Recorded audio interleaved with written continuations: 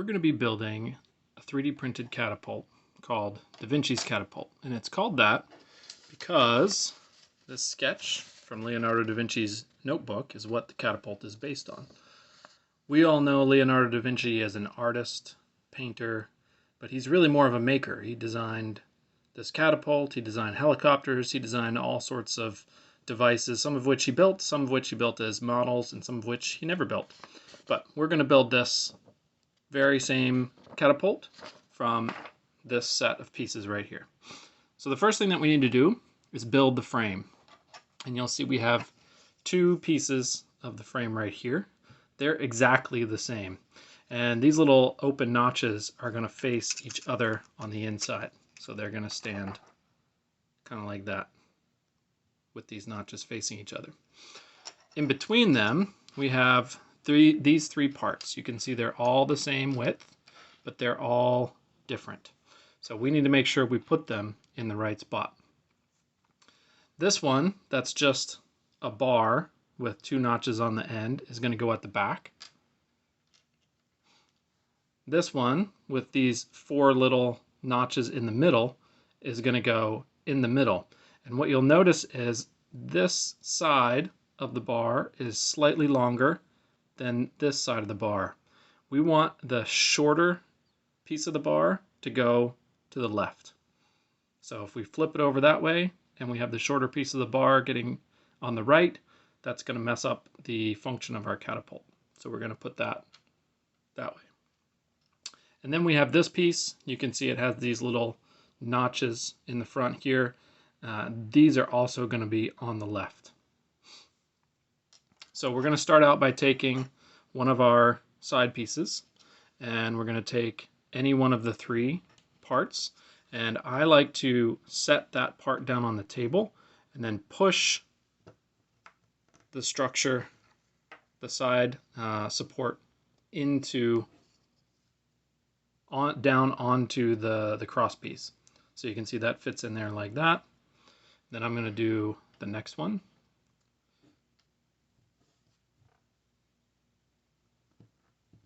You might have to give it a good shove. These pieces are made to fit together very snugly. And then the last one goes like this. And you'll also notice, you can see this little notch has an angle on one side in there and a flat on the other side. And that is going to match up with the cross beam, which has an angle on one side and a flat on the other side. So that'll help you get it in the right spot. That went in there nice and easy. Then I'm going to take my other side. I might have to wiggle things around to get them to fit and line up. But again, it's easiest if you push down onto the table, which is a nice, steady, hard surface. It's much harder to shove it in with your fingers like that. But now you can see there is my structure. Next part that we're going to put in is this part, which has a ratchet gear, and it will spin, it will rotate like that in this top part of the catapult. And what you want to make sure is that the ratchet is on the left hand side. So it's going to line up with our piece right here, the front piece, which has these two little gripper parts, and the part which is slightly over to the left there.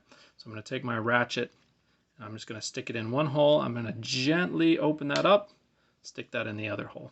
If I pull too hard, I may snap off some of my connectors down here, so you want to be really careful about that. So now we're going to add this piece here. This is the part that makes the catapult work, because it uses tension, and you can see that this 3D printed plastic is a little bit springy, so I can actually bend it slightly. And because it's a curve, it bends nice and evenly and it doesn't snap.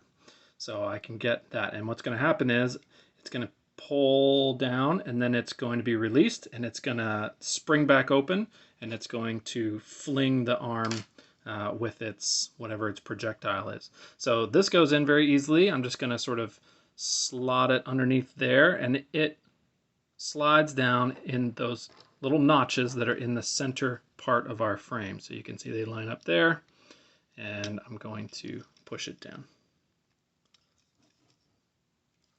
And it doesn't matter which way this goes. This piece is symmetrical, so you can, it doesn't matter whether you have it one way or the other, as long as it fits into those slots.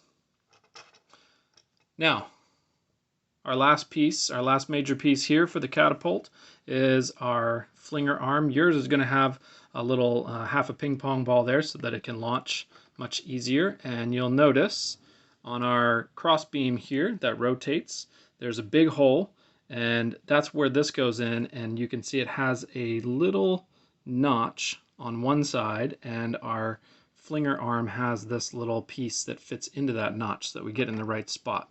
And so I'm just going to push it down in there. You don't have to get it all the way in, make sure that it's a nice tight fit in there, but it's not going to go all the way through that hole, so don't expect it to. And that is the bulk of our catapult. We have one other piece. This is our trigger, and so that is actually going to be pushed in between these two little pieces here on the front, and that's going to sort of hold them in place and allow him to just sort of flip. He doesn't always like to stay embedded. He gets a little better at staying embedded the more that we use it. And so what that's going to do is that's going to actually grab onto the ratchet and hold our catapult ready to launch. And then once we pull the trigger, it's going to snap forward and launch for us. So this is how we get it ready, and then we will pull that out, boom, and catapult will go. In order to make that happen, we're going to have to add our pipe cleaner and our string. The string is going to go on the trigger. The pipe cleaner is going to go on the spring. So what we're going to do before we put the pipe cleaner on is we want to put the catapult in the state that it would be had no tension. So that would be with the catapult arm flung forward.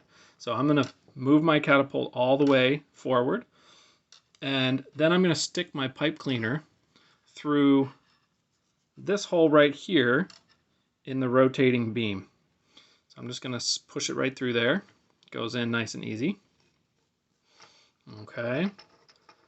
And you can see, again, I have my catapult as if it's just flung something. So the ping pong, open ping pong ball, the basket will be facing down against the table, and I put my pipe cleaner in there. And now I'm going to take it and bend it around and wrap it a few times.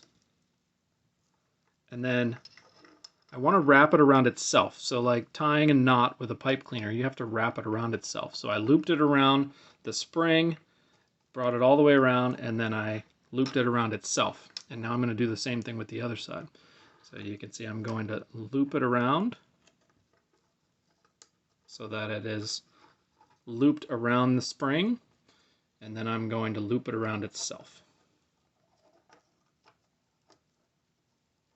And so what that'll do is as I pull the catapult back, you can see that spring is getting tighter.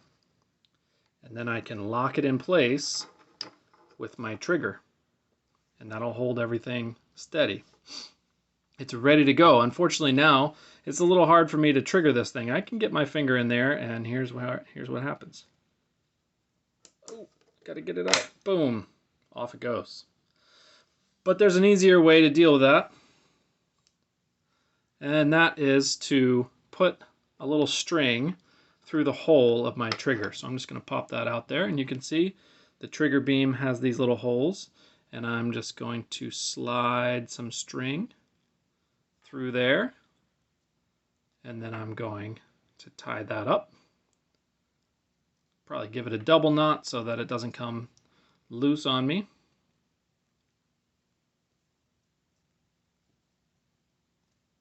And put that back. And now I'm ready to launch something.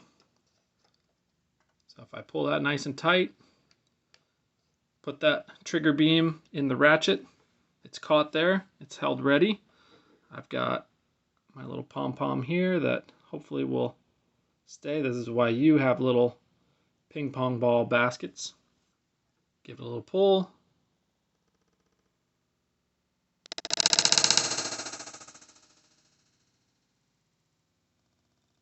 And it launched my pom-pom.